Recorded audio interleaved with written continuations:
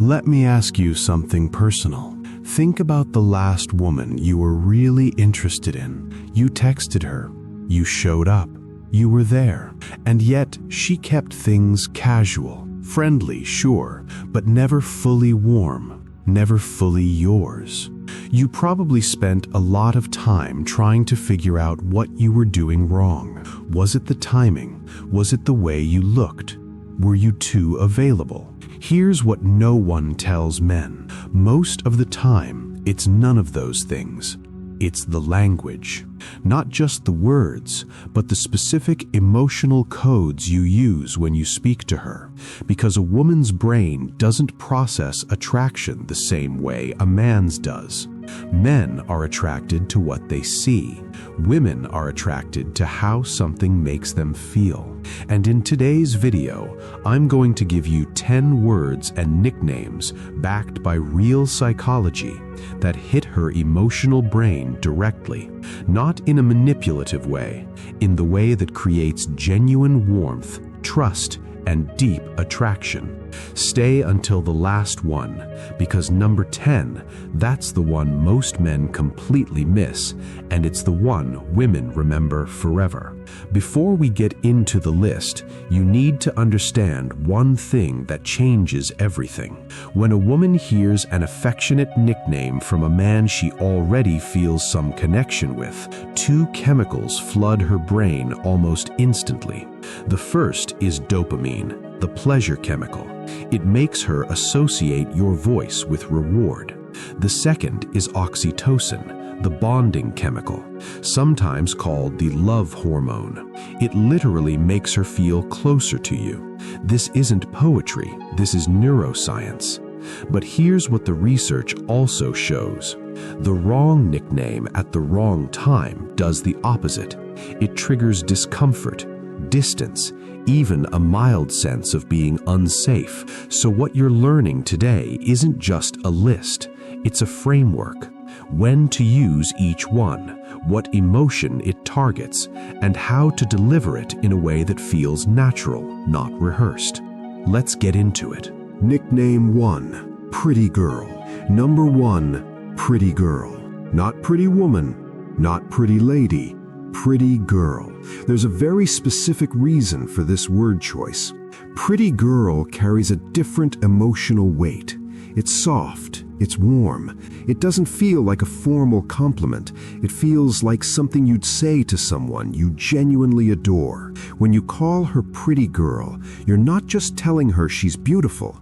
You're telling her that you see her in a soft, personal way, like she's yours to appreciate. The key is delivery. Don't announce it like a compliment. Say it in a quiet, natural moment, while she's talking, while she's laughing, while she's just being herself. You know, you're so pretty. Simple, unhurried, genuine. That's what makes it land. Nickname 2, My Girl. 2 words, enormous emotional weight. My Girl does something deeply psychological. It creates a sense of ownership, but not the controlling kind, the protective kind. The kind that says, I claim you. Not because I need to possess you, but because you matter to me. Women want to feel chosen, not just liked, chosen. And My Girl does that without drama, without grand speeches, without any neediness. The important thing here is your energy when you say it. If there's desperation or clinginess behind it, she'll feel it. But when it comes from a man who's grounded, confident, and genuinely warm, it becomes one of the most attractive things she's ever heard. Use it casually. Drop it into conversation like it's already true. That's just what My Girl does. Let her feel the claim. Nickname 3, Gorgeous. Classic, timeless, and still one of the most underused nicknames out there. Here's the difference between gorgeous and beautiful. Gorgeous feels more raw, more immediate, like you just had to say it. When a man says, you're beautiful, it sounds like a thought. When he says, hey, gorgeous, it sounds like a reaction, like she took his breath away and the word just came out. Women can tell the difference. The most effective version of this, use it in the middle of something mundane. She's talking about her day. She's reaching for something across the table. She's laughing at something on her phone. And you just quietly say, "You're gorgeous. You know that?" Unprompted, unannounced, genuine. That's the moment she replays later. Number 4, baby. Now this one, almost every man uses, but almost no one uses it correctly. The mistake most men make is overusing it. They put baby in every single sentence until it becomes noise. She stops hearing it. Used with restraint, baby is deeply powerful. It's vulnerable. It says, "I'm comfortable enough with you to be soft." And women are attracted to men who can be strong and soft, not one or the other. The second mistake, saying it too early. Baby should feel like it arrived naturally, not like you were waiting for a chance to drop it. When you use it in the right moment, a quiet, connected moment, not a loud, crowded one, her nervous system actually calms. She associates your voice with safety, and safety, that's where real attraction lives. We're halfway through the list, and the next 5 nicknames are where it gets really interesting, because these aren't just affectionate, these are psychologically precise.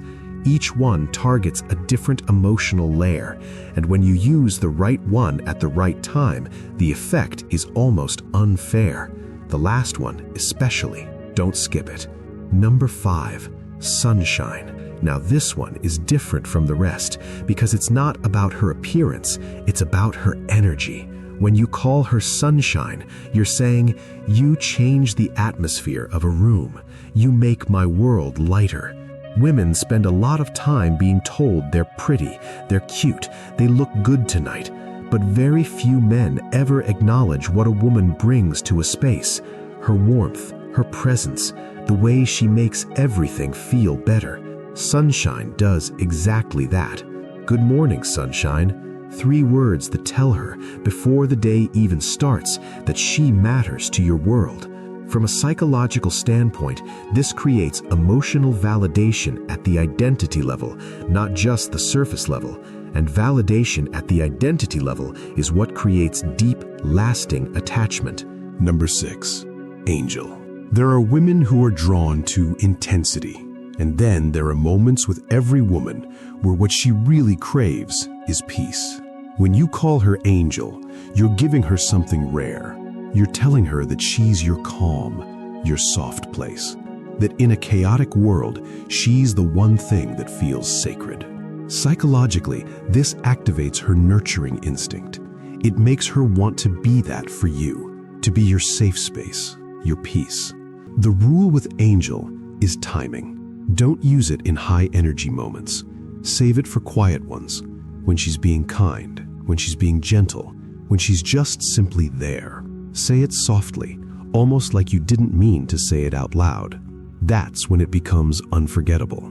Number 7, trouble. Now we're switching the energy completely. Trouble is a playful dominance nickname.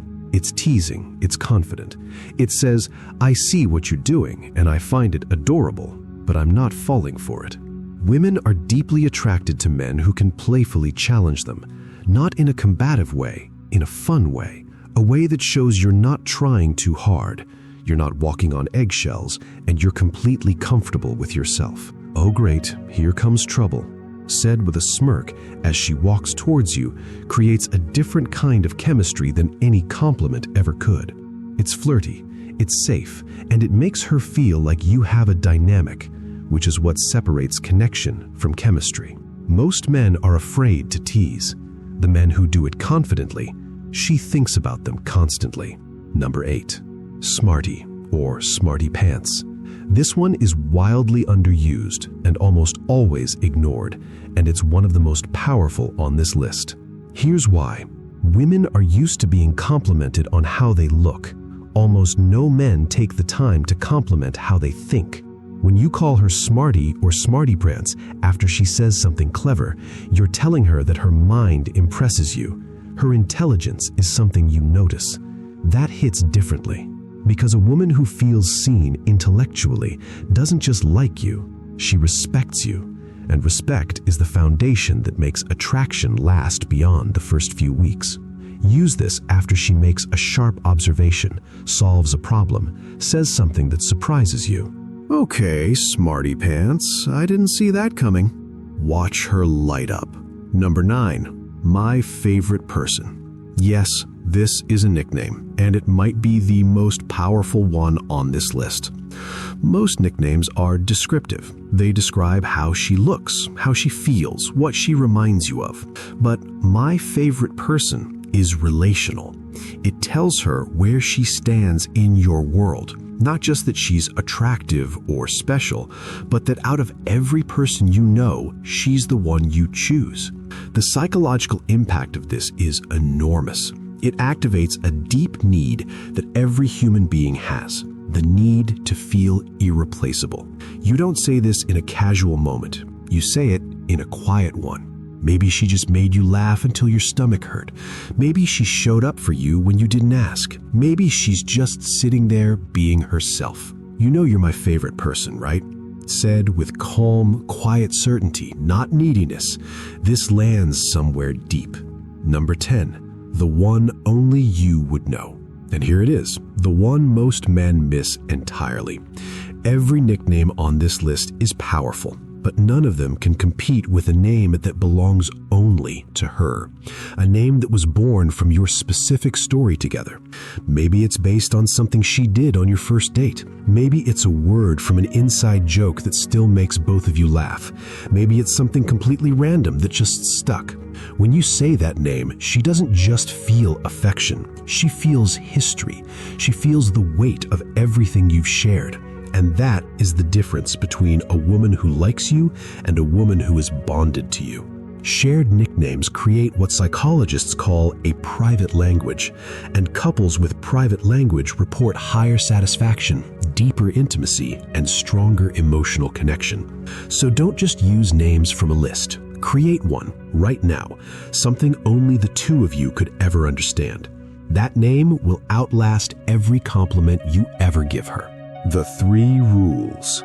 Before you go use all of these, remember 3 rules that separate high-value men from everyone else.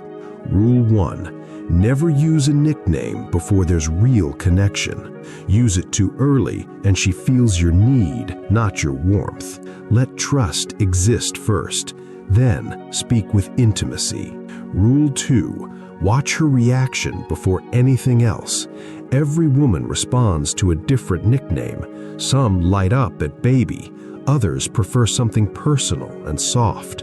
Her body language, the smile, the glance, the way she says your name back, that's her telling you what's working. Rule 3. Mean every word.